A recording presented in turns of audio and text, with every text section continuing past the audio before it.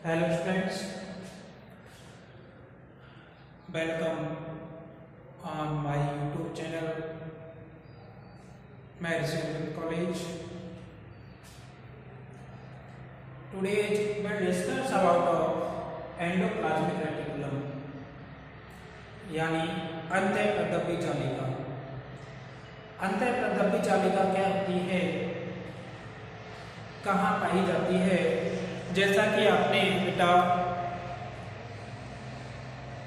पहले वाले वीडियोज में कोशिका अंगों का अध्ययन किया था। कोशिका के अंग कौन से होते हैं, उनमें एक कोशिका होता है अंतःप्रदव्य जालिका। अंतःप्रदव्य जालिका यानी कि इसका अर्थ से स्पष्ट हो जाना चाहिए। अंतः मतलब अंदर की ओर, द्रव्य मतलब द्रव के अंदर यानी कोशिका द्रव के अंदर, जालिका यानी जाल के रूप में कोई संरचना पाई जाती है, जालिकाबद्ध संरचना पाई जाती है, उसे क्या बोलते हैं? अंतःप्रदव्य जालिका कहते हैं। जनरली बेटा देखा है आपने कि केंद्र के चारों ओर एक कुंडलित संरचना जैसी पाई जाती थी जो प्लाज्मा झिल्ली से जुड़ी हुई होती है, उसे क्या बोलते हैं? अंतःप्रदव्य जालिका कहते हैं। ठीक है, तो बेटा ये अंतःप्रदव्य जालिका जो है, इसकी सर्वप्रथम खोज जो की पोर्टर नामक वैज्ञानिक ने की थी। सर्वप्रथम इसने खोज की थी, पोर्टर नामक वैज्ञानिक ने की थी, और इसी पोर्टर ने इसका नाम अंतःप्रदव्य जालिका नाम दिया। खोज किसने की थी? सबसे पहले पोर्टर ने की, और इसका अंतःप्रदव्य जालिका नाम भी किसने दिया? पोर्टर ने दिया। ठीक है, इन्होंने देखा कि जो अंतःप्रदव्य जालिका होती है, यह कोशिका के अंदर कोशिका द्रव में एक जालिका के रूप में, बिखरी हुई संरचना के रूप में पाई जाती है। पोर्टर ने इनके साथी वैज्ञानिकों के साथ मिलकर इसका इलेक्ट्रॉन सूक्ष्मदर्शी द्वारा अध्ययन किया, और अध्ययन करने पर इसकी संरचना कुछ इस तरह की दिखाई दी। जब इन्होंने पोर्टर व इनके साथियों ने इसका इलेक्ट्रॉन सूक्ष्मदर्शी द्वारा अध्ययन किया, तो अध्ययन करने पर इसकी संरचना में 3 भाग दिखाई दिए, जिसमें पहला भाग होता है सिस्टर्नी, दूसरे भाग होते हैं नलिकाएं, और तीसरा भाग होता है आस्य। ठीक, सिस्टर्नी और नलिकाएं और तीसरा कौन सा है? आस्य है। ये इसकी संरचना में उपस्थित होते हैं। तो आपको दिख रहे हैं, देखिए जो ये नलिकाबद्ध संरचनाएं हैं, ये नलिकाबद्ध संरचनाएं एक थैले के रूप में पाई जाती हैं। ठीक है, जिन्हें हम क्या कहते हैं बेटा? सिस्टर्नी कहते हैं। ये नलिकाएं कैसे पाई जाती हैं? जालिकाबद्ध रूप में पाई जाती हैं, थैले के रूप में पाई जाती हैं, जिनके ऊपर ये छोटे छोटे कण समान संरचनाएं लगी होती हैं, उनको बेटा सिस्टर्नी कहते हैं। ये जो सिस्टर्नी होती हैं, इन कणों की उपस्थिति और अनुपस्थिति के आधार पर 2 प्रकार की होती हैं। एक तो होती है रफ सिस्टर्नी, और एक होती है स्मूथ सिस्टर्नी, यानी चिकनी सिस्टर्नी और खुरदरी सिस्टर्नी। 2 प्रकार की सिस्टर्नियां होती हैं। इसी तरह से दूसरा जो भाग होता है, नलिकाओं का भाग होता है, ये नलिकाएं भी एक जालिकाबद्ध संरचनाएं बनाते हुए पाई जाती हैं, और ये नलिकाएं जो प्रोटीन संश्लेषण जिनमें ज्यादा होता है, उन कोशिकाओं में ज्यादा पाई जाती हैं। जैसे बात करें अग्नाशय की कोशिकाएं, तो अग्नाशय की कोशिकाओं में नलिकाओं की संख्या अधिक होती है। इसी के साथ अग्नाशय की कोशिकाओं में सिस्टर्नी भी अधिक संख्या में पाई जाती है। वेसिकल्स जो होते हैं, वेसिकल्स यानी कि बात करें हम, तो वेसिकल्स की संरचना लगभग इस तरह की होती है बेटा। आज से इस तरह के पाए जाते हैं, जो कि इसके अंदर साइटोसोल स्पेस पाया जाता है। ये साइटोसोल स्पेस है, इसको कोशिका धात्री बोलते हैं। इसको क्या बोलते हैं? कोशिका द्रव्य धात्री बोलते हैं। यानी कि कोशिका द्रव के अंदर जो मैट्रिक्स बना है, उसको हम साइटोसोल बोल देते हैं। और साइटोसोल में क्या पाई जाती है? इस तरह की गोलाकार संरचनाएं पाई जाती हैं, जिनको हम क्या बोल रहे हैं? वेसिकल बोलते हैं। इन वेसिकल्स के ऊपर इस तरह से क्या पाए जा सकते हैं? राइबोसोम पाए जाते हैं। ये वेसिकल्स उन कोशिकाओं में कम उपस्थित होती है जिनमें सिस्टर्नी और नलिकाएं पाई जाती हैं। अर्थात जिन कोशिकाओं में सिस्टर्नी और नलिकाएं ज्यादा पाई जाती हैं उनमें आस्सेवी कैसे पाए जाते हैं, बहुत कम पाए जाते हैं। उनमें आस्से कैसे पाए जाते हैं, बहुत कम पाए जाते हैं। तो इस तरह से जो है इसकी संरचना होती है अंतःप्रदब्य जालिका की, जिसमें कितने भाग दिखाई देते हैं, 3 भाग दिखाई देते हैं। एक सिस्टर्नी होता है, ट्यूबल होता है और तीसरा वेसिकल होता है। ठीक, यदि हम इसकी उपस्थिति की बात करें तो देखिए बेटा, जो अंतःप्रदब्य जालिका है, अंतःप्रदब्य जालिका सभी यूकेरियोटिक कोशिकाओं में पाई जाती है, जबकि प्रोकैरियोटिक कोशिकाओं में अनुपस्थित होती है। प्रोकैरियोटिक कोशिकाओं में क्या होती है, अनुपस्थित होती है, जबकि सभी यूकैरियोटिक कोशिकाओं में पाई जाती है। परंतु कुछ इसके अपवाद होते हैं बेटा, जैसे आरबीसी की बात करें हम और एम्ब्रियोनिक सेल्स की बात करें, भ्रूणीय कोशिकाओं की बात करें, तो बेटा आरबीसी में ये अनुपस्थित होती है और भ्रूणीय कोशिकाओं में क्या होती है, अंतःप्रदब्य जालिका अनुपस्थित होती है। ठीक, जैसे यदि हम बात करें शुक्राणु कोशिका की बात करें तो बेटा शुक्राणु कोशिका में अंतःप्रदब्य जालिका बहुत कम पाई जाती है, अल्प मात्रा में पाई जाती है। ठीक, तो इस तरह से आरबीसी जो होती है, जिस तरह से आरबीसी में है ना अंतःप्रदब्य जालिका क्या होती है, नहीं पाई जाती है, जबकि ऐसी तरह से एम्ब्रियोनिक सेल्स में भी अंतःप्रदब्य जालिका नहीं पाई जाती है, जो इसका क्या होते हैं, अपवाद होते हैं। ठीक, इसकी संरचना देखी हमने, इसकी उपस्थिति देख ली।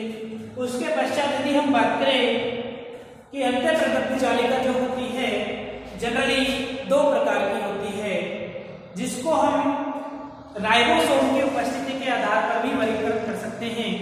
जिस तरह से आपको संरचना में दिख रहा है कि कुछ नलिका समान संरचना है, उनके ऊपर तो क्या है, कण समान संरचना दिख रही है, जबकि इनके ऊपर देखा जाए तो ये बीच में है, बाकी इस नलिका के ऊपर नहीं है। जैसे नलिका के ऊपर तो ये है कण समान संरचना, जबकि इस नलिका के ऊपर नहीं है। ठीक है, ये जो ये क्या है, आस्से है, एक तरह से वेसिकल्स है।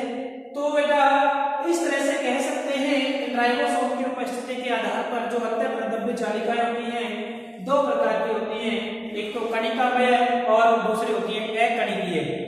कणिकामय को हम क्या कह सकते हैं कि ऐसी अंतःप्रदब्य जालिकाएं जिन पर कणों के रूप में राइबोसोम पाए जाते हैं, अर्थात कणीय संरचनाओं के रूप में पाई जाती हैं। वो कैसी हो सकती है बेटा, खुरदरी हो सकती है। जिस तरह से इन पर ये कण पाए जाते हैं तो इसकी सतह कैसी महसूस होती है, एक तरह से खुरदरी सी महसूस होती है। इस वजह से इसको हम कैसे बोल सकते हैं बेटा, कणिकामय अंतःप्रदब्य जालिका बोलते हैं। इसी को हम दूसरा नाम क्या कह सकते हैं, खुरदरी अंतःप्रदब्य जालिका भी कह सकते हैं। क्यों कह रहे हैं इसको, क्योंकि इसके ऊपर क्या पाए जाते हैं, राइबोसोम पाए जाते हैं। बेटा आप जानते हो कि राइबोसोम जो होते हैं, राइबोसोम बेटा प्रोटीन की फैक्ट्री कहलाते हैं। अर्थात राइबोसोम जो होते हैं प्रोटीन संश्लेषण में महत्वपूर्ण भूमिका निभाते हैं। ठीक है, तो बेटा ये राइबोसोम जो है इनके ऊपर उपस्थित हो सकते हैं। तो इसकी उपस्थिति के आधार पर पहला प्रकार क्या हो गया, कणिका में हो गया। दूसरा होता है बेटा अकणिकीय। अकणिकीय का मतलब है कि ऐसी अंतःप्रदब्य जालिका जिस पर राइबोसोम अनुपस्थित होते हैं, यानी राइबोसोम नहीं पाए जाते हैं बेटा इस तरह से। अर्थात इसकी सतह कैसी दिखाई देती है, एक तरह से स्मूथ दिखाई देती है, यानी चिकनी दिखाई देती है। इस वजह से इसको बेटा हम क्या बोलते हैं, अकणिकीय अंतःप्रदब्य जालिका कहते हैं। और अकणिकीय कैसी दिखाई देती है, चिकनी दिखाई देती है। इसके कारण इसको बेटा हम कैसे बोल सकते हैं, चिकनी अंतःप्रदब्य जालिका भी कह सकते हैं। ठीक है, तो इस तरह से राइबोसोम की उपस्थिति अनुपस्थिति के आधार पर अंतःप्रदब्य जालिका मुख्यतया 2 प्रकार की होती है। ठीक, नेक्स्ट यदि हम इसके रासायनिक संगठन की बात करें तो बेटा जिस तरह से आपने प्लाज्मा झिल्ली का रासायनिक संगठन पढ़ा था कि प्लाज्मा झिल्ली का जब रासायनिक संगठन पढ़ते हैं हम तो उसमें प्रोटीन है, लिपिड है, कार्बोहाइड्रेट आदि पाए जाते हैं। इसके अलावा एंजाइम पाए जाते हैं। ठीक उसी प्रकार बेटा इसका रासायनिक संगठन होता है। इसके रासायनिक संगठन में भी 2 प्रकार के पदार्थ मुख्य रूप से पाए जाते हैं बेटा।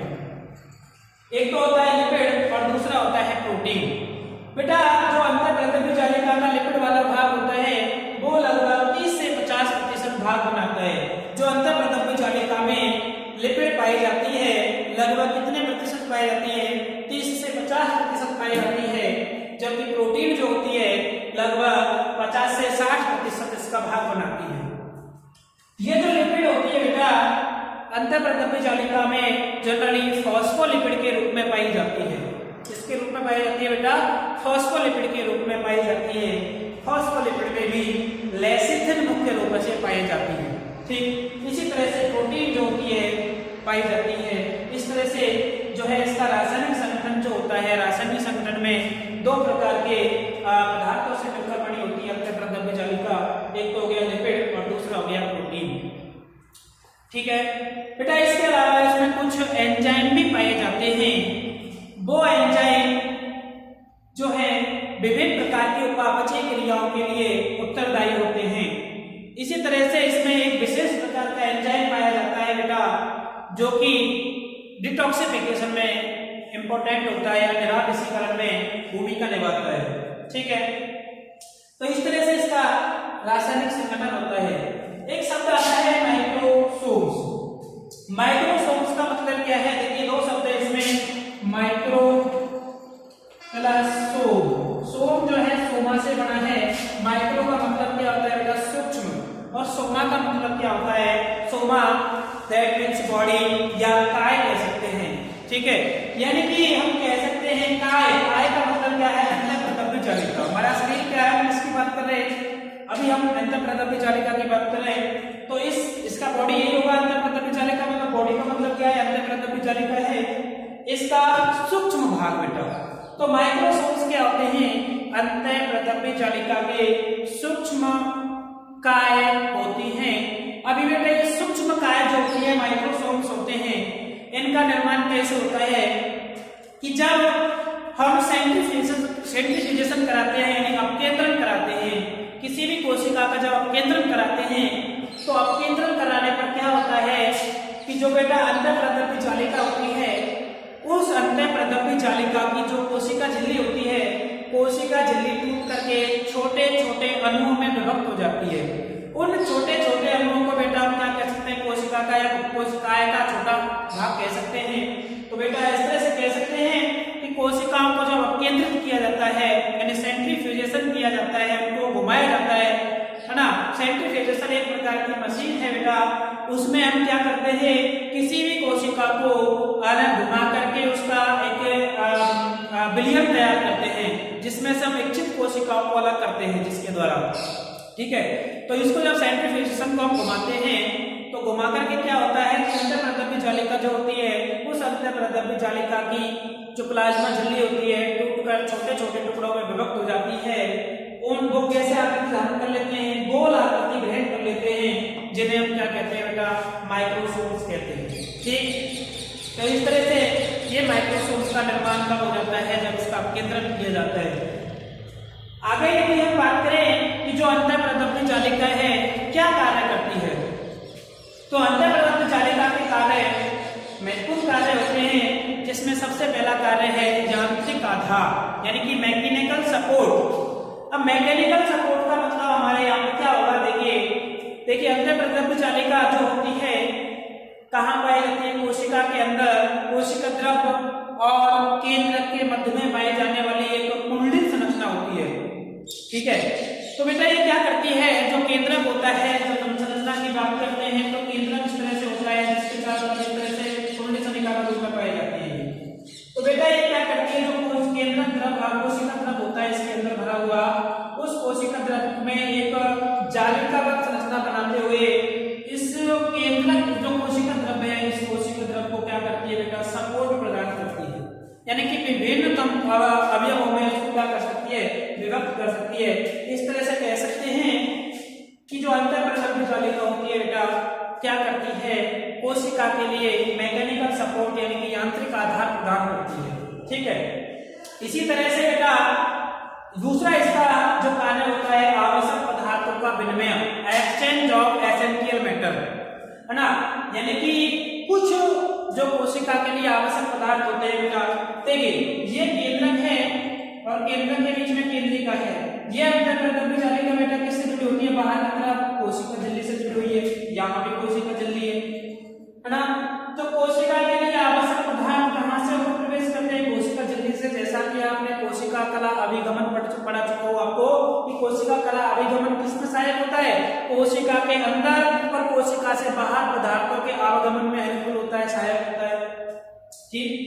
बेटा जो यदि मान लीजिए किसी केंद्रक यानी कोशिका द्रव्य है, कोशिका द्रव्य के लिए कुछ पदार्थों की आवश्यकता है, आवश्यक पदार्थ है, तो बेटा वो कहाँ पे प्रवेश करेंगे? सबसे पहले कोशिका झिल्ली में, और कोशिका झिल्ली से उनको केंद्र तक लाने का कार्य कौन करेंगे बेटा? ये नलिका समान संरचना है ना, इनको हम क्या बोल रहे हैं? अंतःप्रदव्य जालिका। तो बेटा ये अंतःप्रदव्य जालिका किसमें भी सहायक होती है?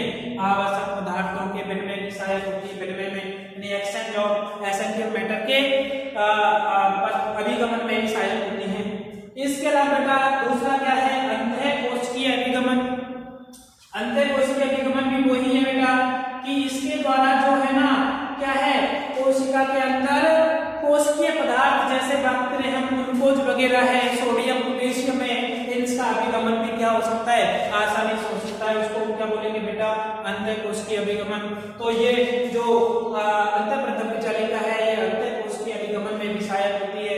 इसके अलावा बेटा उपापचय क्रियाएं। उपापचय क्रियाओं का मतलब है जैसे कि हम जानते हैं कि हमारे शरीर के अंदर प्रोटीन संश्लेषण की क्रिया होती है, तो प्रोटीन संश्लेषण क्या है? एक तरह से उपापचय क्रिया होती है, नहीं होती है? उपापचय क्रियाओं में दो भाग होते हैं, अपचय और अपचय। तो अपचय और अपचय के दौरान प्रोटीन संश्लेषण होता है और प्रोटीन का विघटन होता है, दोनों क्रियाएं संपन्न होती हैं। ठीक है, तो इस तरह से बेटा यह क्योंकि इनके ऊपर क्या उपस्थित है? राइबोसोम उपस्थित है ना, तो राइबोसोम उपस्थित होने के कारण बेटा ये किसका कार्य कर सकती है? प्रोटीन का संश्लेषण भी करती हैं, और उस तरह को क्या बोलते हैं बेटा? उपापचय क्रियाएं। तो इस तरह से कह सकते हैं कि अंतःप्रदव्य जालिकाएं बेटा किसमें सहायक होती हैं? उपापचय क्रियाओं में भी सहायक होती हैं। इसके अलावा बेटा निराविषीकरण। निराविषीकरण का मतलब है डिटॉक्सिफिकेशन। मतलब कि देखिए जो अंतःप्रदव्य जालिका होती हैं, अंतःप्रदव्य जालिकाओं पर कुछ विशेष प्रकार के एंजाइमेटिक सिस्टम होते हैं, यानी कि कुछ विशेष प्रकार के इन अंतःप्रदव्य जालिकाओं द्वारा एंजाइम स्रावित किए जाते हैं। वो एंजाइम बेटा किसका कार्य कर सकते हैं? निराविषीकरण का कार्य कर सकते हैं। अर्थात किसी विषैले पदार्थ की जो विषैली प्रवृत्ति है उसको नष्ट करने का कार्य करते हैं, तो वो क्या कहलाती है? निराविषीकरण कहलाती है। तो इस प्रकार से अंतःप्रदव्य जालिका जो होती है निराविषीकरण में भी सहायक होती हैं। इसके अलावा संश्लेषी क्रियाएं, कुछ महत्वपूर्ण पदार्थों का इन अंतःप्रदव्य जालिका के अंदर क्या हो सकता है? संश्लेषण हो सकता है, यानी सिंथेसिस हो सकता है। तो इस तरह से अंतःप्रदव्य जालिका के ये 5-6 कार्य होते हैं जिनको बहुत अच्छे ढंग से यह संपन्न करती है। ठीक है, तो इस तरह से यह अंतःप्रदव्य जालिका एक छोटा सा टॉपिक होता है। कभी कभार पूछ लिया जाता है एग्जाम में कि निम्न पर टिप्पणी कीजिए, उसमें पूछ लिया जाता है sarcoplasmic reticulum, sorry endoplasmic reticulum, यानी अंतःप्रदव्य जालिका है। ठीक है, तो बेटा ये अंतःप्रदव्य जालिका संरचना के रूप में पाई जाती हैं, जो कि किनमें पाई जाती है? जनरली कोशिकाओं में। इसके अलावा बेटा एक शब्द आता है पेशी कोशिका। ये भी क्या है बेटा? पेशी कोशिका है। तो पेशी कोशिका में भी बेटा जालिका संरचनाएं पाई जाती हैं। हम जनरली कोशिका में पाई जाने वाली जालिका संरचना क्या कह रहे हैं? एंडोप्लाज्मिक रेटिकुलम कह रहे हैं। जबकि जो पेशी कोशिका है वो भी क्या है बेटा? एक कोशिका ही है, लेकिन इसमें जो अंतःप्रदव्य जालिका पाई जाती है बेटा उसको हम बोलते हैं SR। ER नहीं कहेंगे, उसको क्या बोलते हैं? SR, यानी कि सार्कोप्लाज्मिक रेटिकुलम कहते हैं। ठीक है, तो पेशी कोशिकाओं में अंतःप्रदव्य जालिका के स्थान पर क्या पाया जाता है बेटा? सार्कोप्लाज्मिक रेटिकुलम, और उसके अंदर क्या बना रहेगा? सार्कोप्लाज्म उपस्थित होता है। ठीक है, इसके बाद एक छोटा सा इसमें एक और लाइन बचती है कि इसकी उद्भव कैसे हुआ है, इसका ओरिजिन कैसे हुआ है। तो बेटा कुछ वैज्ञानिक तो मानते हैं कि इसका ओरिजिन जो होता है केंद्रक से होता है, क्योंकि ये केंद्रक से जुड़ी हुई है। तो कुछ वैज्ञानिक तो क्या मानते हैं कि इसका ओरिजिन किससे हुआ है? केंद्रक से हुआ है। परंतु इनमें अभी एक मतभेद नहीं है ना, मतभेद है इनके अंदर की एक जैसा नहीं मानते हैं। कुछ तो मानते हैं कि इसका उद्भव जो हुआ है केंद्रक से हुआ है, जबकि कुछ मानते हैं बेटा केंद्रक से ना होकर के जिस तरह से नगेली ने एक्सपेरिमेंट किया था, नगेली ने बताया कि कोशिकाएं अपनी पूर्ववर्ती कोशिका से निर्मित होती हैं। ठीक इस तरह से कुछ वैज्ञानिक क्या मानते हैं कि इन अंतःप्रदव्य जालिकाओं का संश्लेषण पूर्ववर्ती अंतःप्रदव्य जालिका से होता है। ठीक है।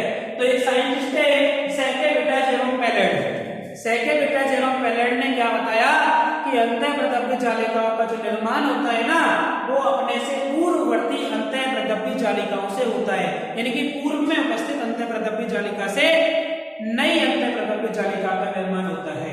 ठीक है। तो इस तरह से इसका मत था सेकेबिटस पैलेट का। परंतु इससे पहले के जो साइंटिस्ट थे वो क्या मानते थे कि इसका निर्माण किससे हुआ है, केंद्रक से हुआ है। ठीक है। तो इस तरह से छोटा सा टॉपिक है, इस पर कभी कभार टिप्पणी करवा लेता है कि निम्न पर टिप्पणी कीजिए अंतःप्रदव्य जालिका। ठीक है। इस तरह से यहाँ पे कंप्लीट हो जाता है। यदि किसी तरह की इसमें प्रॉब्लम हो तो कमेंट्स बॉक्स में जाकर कमेंट्स कीजिएगा। Thank you.